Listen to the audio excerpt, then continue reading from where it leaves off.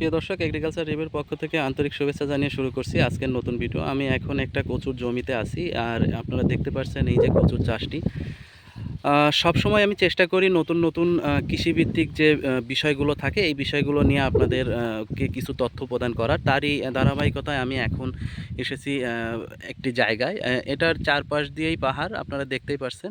তো সেই জায়গাটিতে আসলে কচুর চাষ করা হয়েছে। এই যে কচুর চাষ আপনারা দেখতে পাচ্ছেন, যে এই কচুর চাষটি আসলে খুবই পরিকল্পনা মাফিক করা হয়েছে। আপনারা দেখতেই পাচ্ছেন এই যে কচুর জমিটি, আসলে এই যে কচুর চাষটি করেছেন এখানকার কৃষক ভাইরা, আসলে ওনারা কচুর যে লতা হয় এই লতাটি পাওয়ার উদ্দেশ্যে নয়, মূলত কচুর যে ছড়াগুলো এই কচুর ছড়াগুলো পাওয়ার উদ্দেশ্যে। আপনারা দেখতে পাচ্ছেন এখানে পর্যাপ্ত পরিমাণে কচুর যে গাছগুলো এগুলো হয়েছে, কিন্তু রোপণ করা হয়েছিল একটি কচুর ছড়া। আস্তে আস্তে এটা প্রসারিত হচ্ছে পর্যাপ্ত পরিমাণে। আর এই যে ট্রেনটা দেখছেন এই জায়গাটিতে আপনার পর্যাপ্ত পরিমাণে আগাছা ছিল, সেই আগাছাগুলো উঠাই দিয়েছেন। কারণ আগাছা থাকলে অবশ্যই কচুর জমিতে যে কচু গাছগুলো রয়েছে এগুলোকে বাড়তে দেবে না। বাংলাদেশে বাণিজ্যিকভাবে অনেক জায়গায় কচুর চাষ করছেন কৃষক ভাইরা। আসলে এই কচুর চাষের মাধ্যমে তারা অবশ্য অনেকটাই লাভবান হচ্ছে।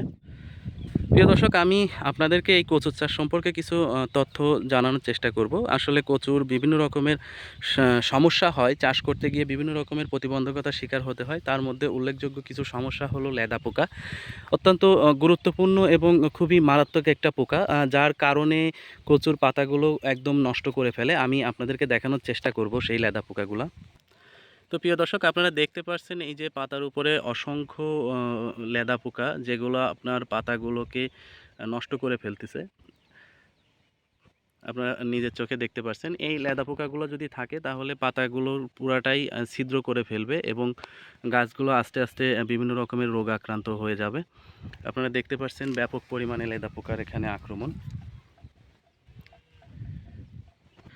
তো প্রিয় দর্শক, আপনারা দেখতে পাচ্ছেন এই যে এখানে লেদা পোকার আক্রমণের পরিপ্রেক্ষিতে এই যে পাতার অবস্থা পুরাটাই ঝাঁঝরার মতো হয়ে গেছে।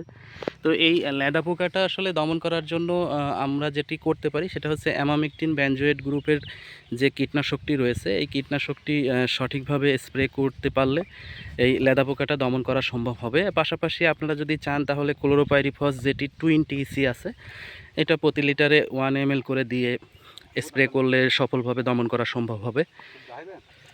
তো এখানকার যে কৃষক ভাইয়েরা, ওনাদের সঙ্গে আমি আলাপ করে যেটি জানতে পারলাম, এই যে কচুর চাষটি, এই চাষটি প্রায় 4 থেকে 5 মাস জমিতে থাকে। তো এই কচুর চাষটি করার মাধ্যমে তাদের যে খরচ হয় আনুমানিক প্রায় 1 লক্ষ টাকার মতো খরচ হয়। তবে সর্বোচ্চ ফলন বা সর্বোচ্চ প্রোডাকশন যদি ওনারা নিতে পারে এই জমি থেকে, তাহলে প্রায় 3 লক্ষ টাকার মতো বিক্রয় করতে পারবে এই জমি থেকে। সেক্ষেত্রে প্রায় 2 লক্ষ টাকার মতো আয় করতে পারবে।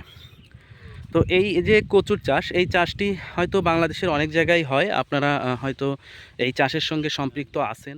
সেক্ষেত্রে আপনারা যেটি করতে পারবেন, এই যে কচুর লেদা পোকা আপনাদেরকে দেখালাম, এই লেদা পোকাটাকে দমনে রাখতে হবে আর নিয়মিত কীটনাশক ব্যবহার করতে হবে। কারণ লেদা পোকাটা যখন আপনি দেখতে পাচ্ছেন তখন ব্যবহার করার পরে একদমই নিশ্চিত হয়ে থাকলে চলবে না। হয়তো পরবর্তী সময়ে আবার এটা আসতে পারে। 2-1টা পাতাতে এরকম লেদা পোকা দেখা যাওয়ার সঙ্গে সঙ্গে আপনারা অ্যামামেকটিন বেনজোয়েট গ্রুপের যে কীটনাশকটি রয়েছে এটি ব্যবহার করবেন। সেক্ষেত্রে সফলভাবে এই লেদা পোকাটা দমন করা যাবে। তো প্রিয় দর্শক, কচুতে আরও সমস্যা হয়, সেটা ওই যে কচুর যে ছড়া থাকে এই ছড়াগুলোতে পচন আসে। আর এই পচনগুলোকে রোধ করার জন্য আপনারা যেটা করতে পারবেন সেটা হচ্ছে কার্বেন্ডাজিম গ্রুপের যে ছত্রাকনাশকটি রয়েছে এই ছত্রাকনাশকটি আপনারা কচু গাছে স্প্রে করলে সেই পচন থেকে আপনারা অনেকটাই পরিত্রাণ পেতে পারেন। তো আপনাদের এই যে কচুর জমিটি ঘুরে ঘুরে দেখানোর চেষ্টা করলাম, আপনাদের কেমন লেগেছে এটা কমেন্টের মাধ্যমে জানাবেন। আর যদি ভালো লেগে থাকে তাহলে লাইক, কমেন্ট, শেয়ার এবং সাবস্ক্রাইব করে আমার সঙ্গেই থাকবেন। দেখা হবে নতুন কোনো ফসল নিয়ে নতুন কোনো ভিডিওতে। সেই পর্যন্ত ভালো থাকবেন, সুস্থ থাকবেন। আসসালামু আলাইকুম।